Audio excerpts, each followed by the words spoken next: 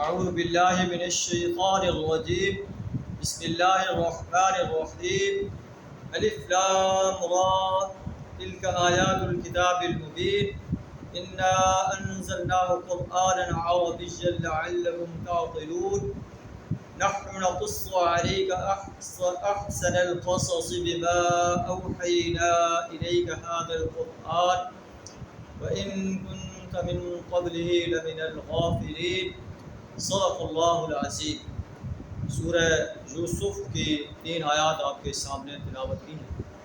ان کا ترجمہ کچھ اس طرح ہے: الف لام را تلک آیات الکتاب المبین، یہ روشن کتاب کی آیات ہیں۔ انا انزلناہ قرآنا عربیا لعلکم تعقلون، ہم نے اس قرآن کو عربی زبان میں نازل فرمایا ہے تاکہ تم عقل سے کام لو۔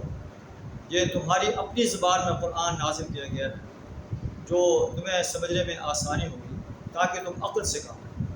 نحن نقص عليك احسن القصص بما اوحینا الیک هذا القرآن، ہم اس قرآن کو تمہاری طرف وحی کر کے بہترین پیرایا میں واقعات اور حقائق بیان کرتے ہیں۔ وَإِن كُنتَ مِن قَبْلِهِ لَمِنَ الْغَافِلِينَ، آپ اس سے پہلے ان واقعات سے، ان حقائق سے غافل تھے۔ سورہ یوسف مکی صورت ہے، مکہ مکرمہ کے اندر نازل ہوئی، اور مکی صورتوں کے اندر توحید و رسالت اور آخرت پر بڑے مدلل انداز سے بیان فرمایا گیا۔ یہ صورت مکی دور کے آخر میں نازل ہوئی۔ مکہ کے قریش نے شاید یہود کی معرفت آپ سے سوال کیا کہ بنی اسرائیل وہ مصر میں کیسے آئے؟ بنی اسرائیل تو فلسطین کے رہنے والے تھے، یہ مصر میں کیسے آئے؟ تو ان کا خیال تھا نبی صلی اللہ علیہ وسلم ہمیں اس کا جواب نہیں دے سکیں گے اور آپ کا جو نبوت کا دعویٰ ہے وہ جھوٹا ثابت ہو۔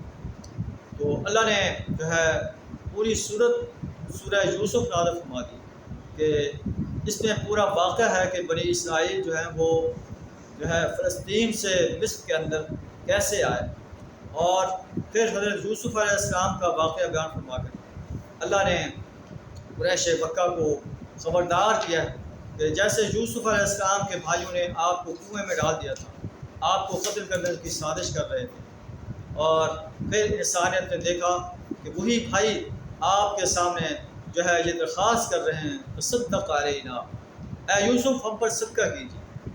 اور پھر یوسف علیہ السلام جو انہیں کہتے ہیں کہ لا تثریب علیکم اليوم، اے میرے بھائیوں آج میں تم سے کوئی بدلہ نہیں لینا چاہتا، ایک وقت ایسا آنے والا ہے کہ تمہارے ساتھ بھی یہی سلوک ہوگا۔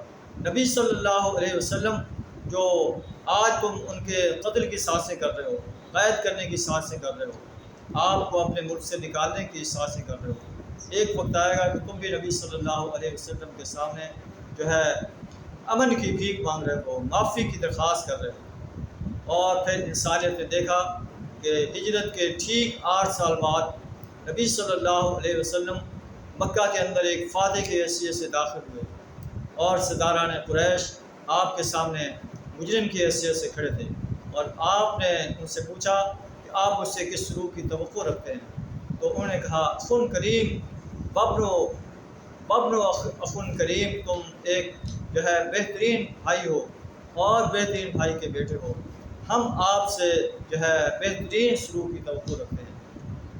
آپ صلی اللہ علیہ وسلم نے فرمایا میں تم سے وہی سلوک کرتا ہوں جو یوسف علیہ السلام نے اپنے بھائیوں سے سلوک کیا تھا کہ لا تثریب علیکم اليوم، آج میں تم سے کوئی بدلہ نہیں لینا چاہتا۔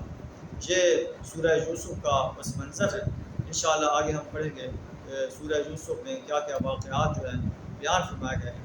اللہ سے دعا کریں ہمیں قرآن کو سمجھ کر پڑھنے، اس پر عمل کرنے، قرآن کی انسانیت کو دعوت دینے، اور قرآن جو نظام دیتا ہے اس نظام کو اس سرزمین پر قائم کرنے کے لیے اپنا کردار ادا کرنے کی توفیق عطا فرمائے۔ وآخر دعوانا الحمدللہ۔